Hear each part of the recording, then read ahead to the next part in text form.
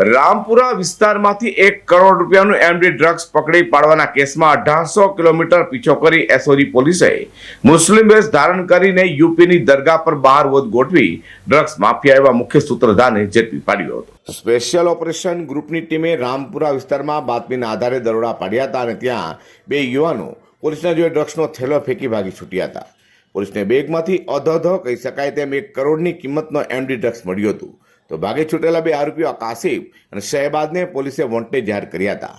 દરમિયાન કાસિફ પસીના મુંબઈ તરફ ભાગી હોવાની બાતમી પોલીસને મળી હતી, જેના આધારે એસઓજી પોલીસની ટીમે મુંબઈ તરફ તપાસ શરૂ કરી હતી। જોકે આરોપીને પકડવા એસઓજીની ટીમ મુંબઈ પહોંચે તે પહેલા જ આરોપી કાસિફ યુપી ભાગી છૂટ્યો હતો। એસઓજી પોલીસની ટીમે ટેકનિકલ સર્વિસની મદદથી આરોપી કાસિફનો પીછો કરતી યુપી પહોંચી હતી અને ઉન્નાવ પોલીસ પહોંચતા જ આરોપી બારાબાંકી પહોંચ્યો હતો। તેથી પોલીસે મુસ્લિમ વેશ ધારણ કરી આરોપી મોહમ્મદ કાસિફ ઇકબાલ ઉર્ફે પસીના શખ્સને દબોચી લીધો છે।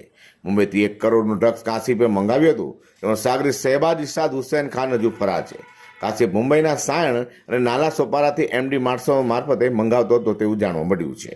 સુરતમાં no drugs in Surat city અભિયાન પોલીસ ચલાવી રહી છે, ત્યારે હજુ પણ અસામરિક તત્વો બેફામ રીતે એમડી ડ્રગ્સનો વેપાર કરતા હોય તેમ લાગી રહ્યું છે। યુપીથી ઝડપાયેલા આરોપી કાસિફ શેખ કોના દ્વારા ડ્રગ્સ વેચતો હતો સહિતની તપાસ પોલીસે હાથ ધરી છે। અઝર કુર્સી સાથે હર્ષદ સેઠા।